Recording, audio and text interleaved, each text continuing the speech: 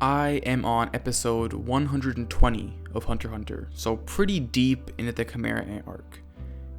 And I'm probably never watching it again. Which sucks, cause wow, people love this anime. So to a lot of y'all aren't gonna like this one. To me, watching Hunter x Hunter has become sort of a chore. I kept watching thinking, I'm gonna like it. I have to like it. Everyone likes it. I didn't like it. I can't shake the feeling while watching Hunter x Hunter that I'm being treated like a child. And not in the good way of childhood nostalgia and joy, but of the stupidity of a child who isn't expected or trusted to understand anything slightly complicated. So yeah, I'm done watching. Hunter x Hunter has a major problem that I just can't get past. I'm assuming you've heard of Exposition from your 7th grade English classes. Turns out your teacher was right. Exposition is extremely important, and it is absolutely vital that it's done right. Not because when it's done right it elevates a story into new levels, but because when it's done wrong it destroys whatever a story or a scene could have been. First though, I need you to understand how to get exposition right. So let's go down a list of rules, how Hunter x Hunter constantly breaks those rules, and then we'll dissect why one of the biggest fights in Hunter x Hunter kind of sucks, and how we can fix it. One thing before we start though, the mindset to have when it comes to exposition is that it sucks. So everything we do with it is done to hide it so the audience doesn't notice it. Well, not every time, but we'll get to that. Filthy bastard! Exposition needs motivation. Basically, there has to be a reason for a character to be explaining something, a motive behind it. There's a trend in classic animes for newly introduced characters to explain their powers before or during their fights. Cool. Cool? Wait, nigga, ain't you forgetting something? Hey. Whoa, hey, bro, explain your ability! Bro, explain your ability! What the fuck you doing? Oh! Hunter x Hunter falls victim to this a lot. In one of the last episodes I watched before I quit the show, we got this. That's because my Nen Needle fish darts have no physical form at all until they pierce your flesh, so blocking them is impossible! By the way, your left shoulder is worth 54 points! I have a special dartboard, you see. That's right, one that's linked to various parts of your body. Like, for example, your right elbow is 27 points. Your right hand is 18 points. 99 points. The reason a monologue like this is here is so the audience knows what's going on. That's it. There is no reason for this character to be explaining it in the context of the story. There is nothing he gains from doing it, no strategy behind it. It has zero use in the actual story, and that's where the problem lies. Motivation is what allows for exposition to have a purpose in the story. In that way, motivation keeps us from noticing exposition, and when we do notice it, that's how immersion is destroyed. For most of Hunter x Hunter, there isn't even an attempt to create that motivation. Until... Fine. Then let's begin.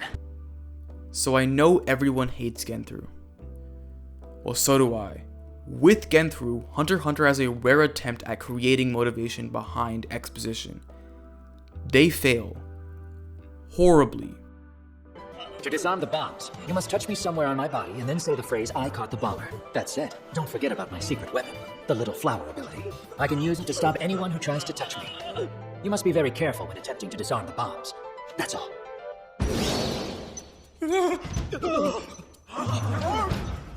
What's the matter now? My other ability is Countdown. Why am I telling you all of this, you might be wondering? That's the condition for arming the bombs I planted on you. Basically, his motivation for giving exposition behind his powers is that it is a requirement to do so for his powers to work.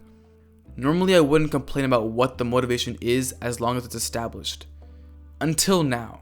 This motivation sucks and is the most lazily forced motivation I've seen.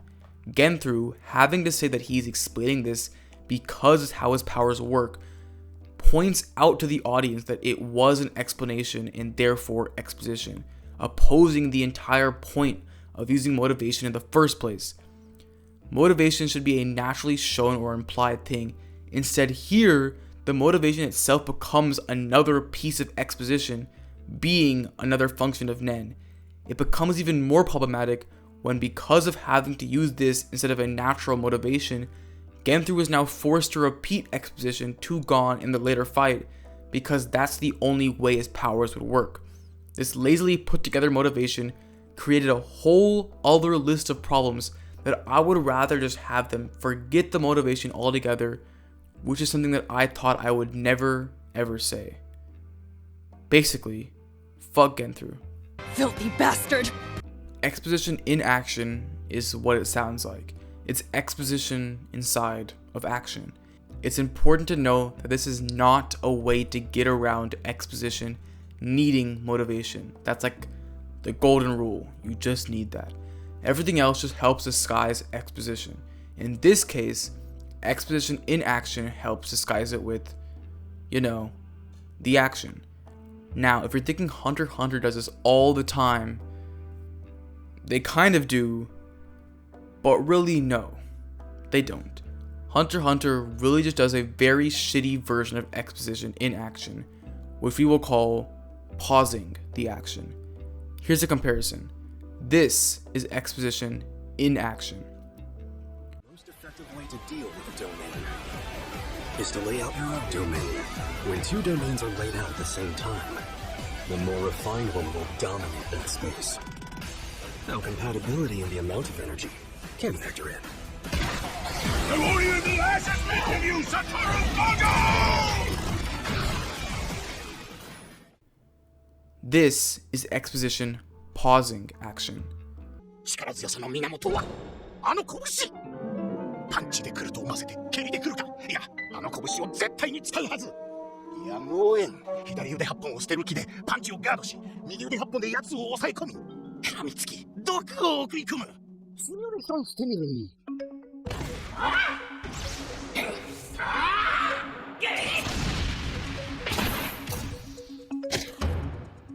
いける。所詮は拳。いかなる威力でも覚悟があれば耐えられることはない。JJK uses exposition in action, mixing in the explanation of domain expansion within and throughout the action and visuals. Hunter x Hunter, on the other hand, uses exposition to pause the action. This fight is stopped as time, I guess, freezes, so Centipede can spend time recapping what just happened and what he's going to do next, and then runs a simulation in his head of what he's going to do next. I feel like I need to emphasize that more. In the middle of a fight, he runs a simulation of the next move he's going to make after just hearing him tell us the next move he's going to make, and literally narrates the words, "Let's run a simulation." Do you know why he does this? Because the writers are so afraid that we do not understand what he is saying, so to rectify those fears, we have to get a visual demonstration. Again, Hunter x Hunter is so far gone that their attempts at using the techniques we're talking about somehow make the scenes worse than just not even trying at all. Bring it on! Gon's first fight with Knuckle spends around 3.5 minutes on Gon explaining some technicalities of how he faked one of his abilities to trick Knuckle. Again, more visual demonstrations. We got an on-screen baseball analogy this time. Remember, we are still in the middle of a fight. Don't worry, it gets worse. Gon's second fight with Knuckle. This time, it's a 9-minute long explanation, interruption of this fight spent on Knuckles' ability, Bankruptcy. Half the episode is spent on exposition. Half. And the worst part being is half of this isn't even about Bankruptcy. It's just Knuckle calculating Gon's total Nen, which it just has zero reason to be there. Not even zero reason in the context of the story. I mean zero reason at all for any purpose. Why the fuck would the audience need to know how to calculate Gon's total Nen? I mean, and I'm being serious here, He uses variables. Variables. My point being that Hunter x Hunter constantly interrupts any potential for a great fight scene with the barrage of exposition. Sometimes it's unmotivated exposition. Actually, it's almost always unmotivated exposition. Sometimes it's completely useless exposition. Regardless, it's exposition, and it's always ruining some fight scene.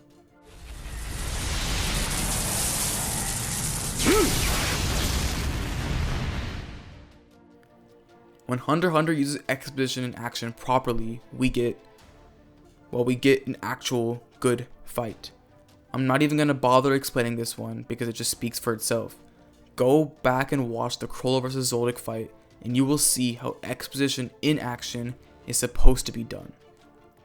Filthy bastard! You've probably already heard of this one because it's probably the most famous screenwriting rule ever, but if you haven't, show don't tell basically means that if there's an opportunity to show something instead of saying it, then that something should always be shown instead of said. In this case, by showing exposition instead of telling exposition, in the eyes of the audience, it becomes indistinguishable as exposition. Sadly, and unsurprisingly, Hunter x Hunter does the exact opposite of that. In my mouth is a roulette containing the numbers 1 all the way through 9. You get a different weapon for each number on the wheel. I am the great mad clown, Crazy Slots! Hope you get something good! Chore! Damn, bad roll. We just watched Hunter x Hunter perfectly show how Kite's ability works. There's a spinning number and then Kite says bad roll as a weapon appears. But instead of taking the already there opportunity to show Kite's abilities, the clown is used as a tool to explain exposition that's already been perfectly shown. It also just doesn't make any sense. Why would your Nen ability have a clown that gives a 10-second explanation every time it gets pulled out in the heat of battle? Who is that helping besides the audience? I don't think this is a case of the writers don't know how to write. I don't think the writers trust us. We are not trusted to be able to make connections and inferences on our own, which means we have to be told everything precisely and repeatedly. That one's up next. Filthy bastard!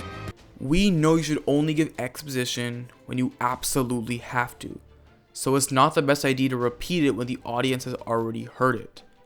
Honestly, this one, finally, is one that Hunter x Hunter doesn't have a huge problem with. There's a good amount of repeated Nen explanations that we've sort of already covered, like with Genthru and the clown thing, but it's not something that stood out to me while watching, so I'll give it a pass. Okay, congratulations, you now know all the main rules for not fucking up exposition. So here's the part where we break down how one single episode encapsulates all these problems into one big mess, and how maybe, just maybe, we can fix it up a little.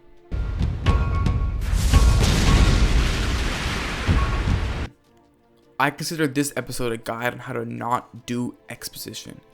Every rule we've covered in this video was broken in this fight multiple times over. Let's start off with our golden rule. See, I'm not always a specialist. It's only when my eyes turn scarlet. Wait, what? With my specialist ability, I use 100% of all types of Nen. And the name of my power is Emperor Time!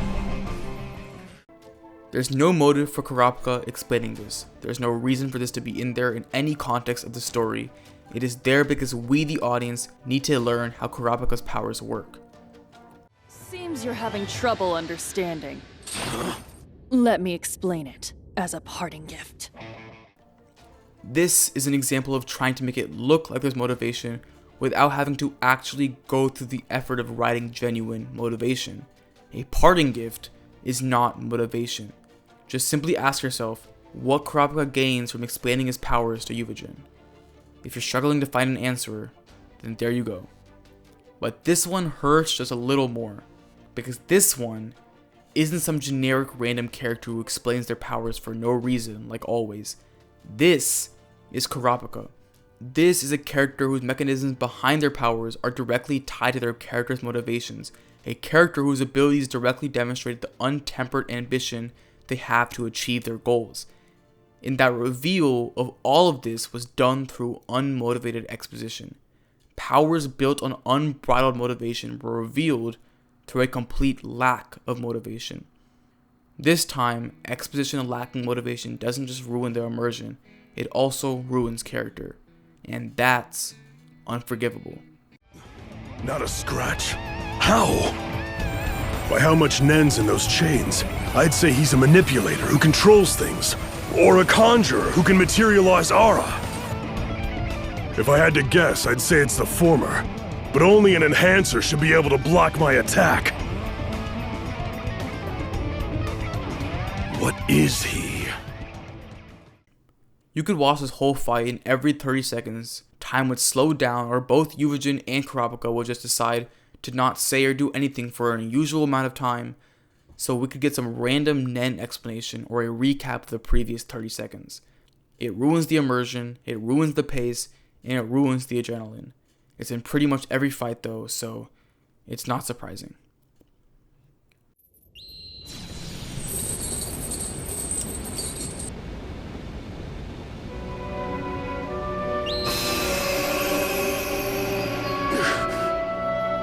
I can recover using enhanced self-healing easily.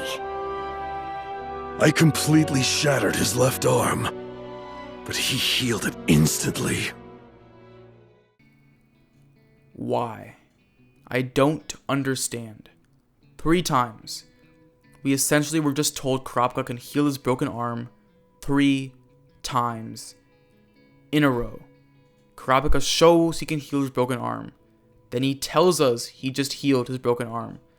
And then Yuvajin mentally narrates saying that, what a surprise, he healed his broken arm. So why did the writers do this? Well, there's actually a double show don't tell fuck up here. Kurapika saying he healed his arm as we just saw him heal his arm, and Yuvajin's line being used to show his shock, his all of what Kurapika can do. As the exact same shock could have been shown with, stick with me here, a shocked expression on his face. Why the writers believe we can't tell for ourselves that an arm is being healed and can't read expressions, that I have no fucking idea.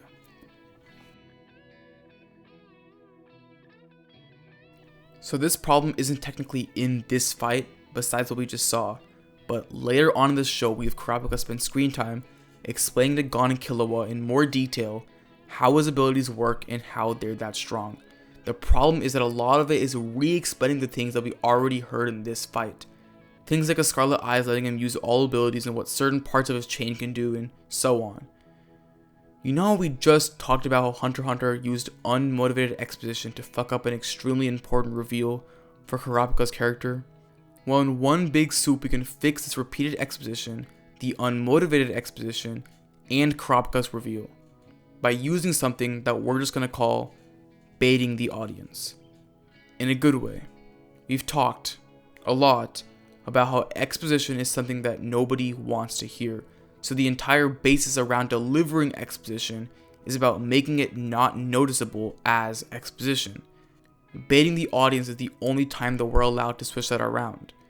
Baiting the audience basically means building up a bunch of questions so that the audience is dying to hear the answers, so that when you finally give them the answers, they're too distracted and too interested in getting their questions answered that they don't realize you're really just dumping exposition onto them.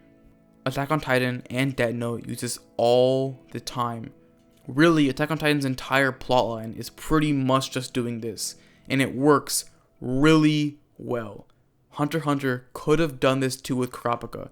This fight was basically the first showcase for how powerful Kurapika's gotten, and in that fight is a huge question forming in every viewer's mind. How is Kurapika this strong? Keep in mind what we just saw in the episodes preceding this one. Simply, Yuvajin fucked up everyone. Characters get brought in as a big threat, Yuvajin just fucks them up anyways. Basically, he seems unstoppable up to this point. And then Kurapika beats the shit out of him. I promise you, every viewer was wondering where the fuck this Kurapika came from.